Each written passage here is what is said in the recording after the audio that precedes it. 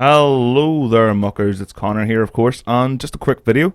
I need your opinion. Well, it's your choice anyway. You guys chose for the orcs to be played in the campaign, so now you get to choose which legendary lord, or well, legendary warboss is chosen for the campaign.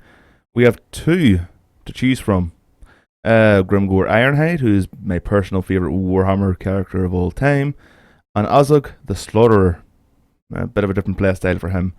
He also gets a wyvern to fly atop after completing a certain quest. So, completely different.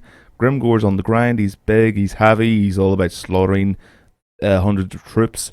He just loves war. So, you know what, I'll read a bit of their description. And, well, if you want to have a look at the full unit roster, then I will put the link below so you can check that out if you want. Right, so, Grimgor Ironhide. Grimgor Ironhide's lust for violence is vast, even for a black orc. If a single day passes without a fight, he'll turn his one good eye towards his own army. With a few malevolent words, he'll start vicious arguments in hope that the infighting will keep his boredom at bay. 2 days without a battle and Grimgor's rage takes hold of him.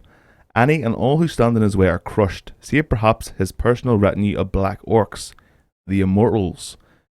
Black orcs are bigger, darker skinned orcs than normal. They're actually not black skinned or black orcs as it says here. They just have a darker shade of green for their skin. Also, they take more pride in their armor, weapons and stuff like that than basic orcs do. I mean, orcs, all they care about is something big and heavy to hit the enemy with. The black orcs, they would use a whetstone or whatever to sharpen their blades, shine their armor, take very good care of their war gear because fighting is more important to black orcs than just basic orcs. And he will come with a retinue of black orcs in his armies, I'm assuming. I mean, it says here. This veteran bodyguard has followed Grimgor into countless battles. They love their bloody work and they're very good at it. With the Immortals at his side, his enchanted ever-sharp axe gets Nick in his hand, and an army of eager greenskins behind him, Grimgor sets out to fulfill his sole desire, to wage war until the ground is flooded with the blood of his enemies. And then, with it being Grimgor, he'll set out again to find another army to soak the ground with, because it's Grimgor, he loves fighting. He is not the sharpest orc in the WAG, but he's definitely a fucking strong and very, very competent orc in battle. In fact, he's probably the strongest orc to ever exist in, Warhammer. And this is a Warhammer fantasy here. Next, we have Azhag the Slaughterer. And he's a really interesting character as well. A very interesting character. So, let's get his little bit of info here read out, his bio, as it were. Azhag is unusual amongst orcs, and all the more terrifying because of it. Whereas most orcs rely on only their brutish strength to achieve their ends, Azhag can grasp far-seeing strategy, utilising it to gain the edge on his enemies. To have such a tactical mind as Azhag possesses is entirely peculiar to most greenskins, though plenty are more than happy to follow a warboss who wins the battles he picks so consistently and with such flair. Something about him seems unnatural. And there is something very unnatural about him, and you'll see what it is. He talks with words other greenskins do not understand. At times his eyes glow with a dark aura. Occasionally he can be found in a trance-like state, mumbling or even arguing with himself incoherently. Rumours abound that the iron crown sitting atop his brow is actually an age-old relic, possessed of an ancient and powerful evil. Through this artifact, Azhag has achieved a dark communion, augmenting his simple mind with the notably unorcish gifts of foresight and guile, earning him his fearsome reputation and grisly title. Right, so this crown he's wearing, think of a crown that is similar to the One Ring that was crafted by Sauron. It wants to get back to its old master, and Azhag came upon it, and he put it on.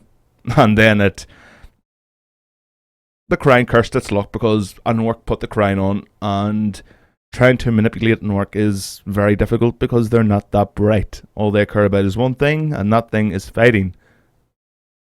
So it wasn't that easy for him. So the crown consistently talks to him and tries to get him to go south to try and resurrect or bring back his old master, but Azhag, being an orc, is only concerned with fighting, and well, it's funny. It's a funny story. I mean, the crying normally, if let's say a human put it on, it wouldn't let.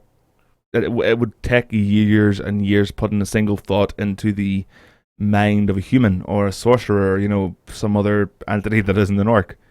Well, something that isn't as dumb as an orc. But with an orc, hurry up, get me down there for fuck's sake. I need to get back to my master. Do it, please. Come on, come on.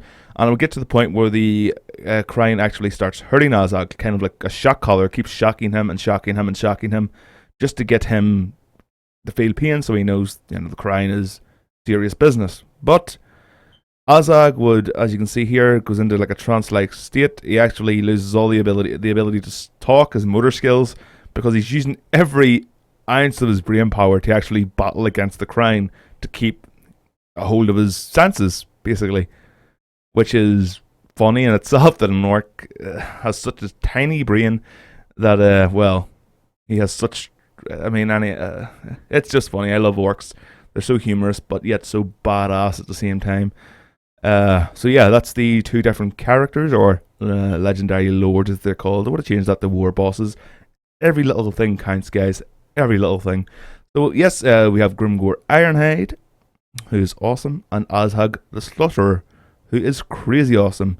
So let me know below what or whom you would like me to play, and it shall be done.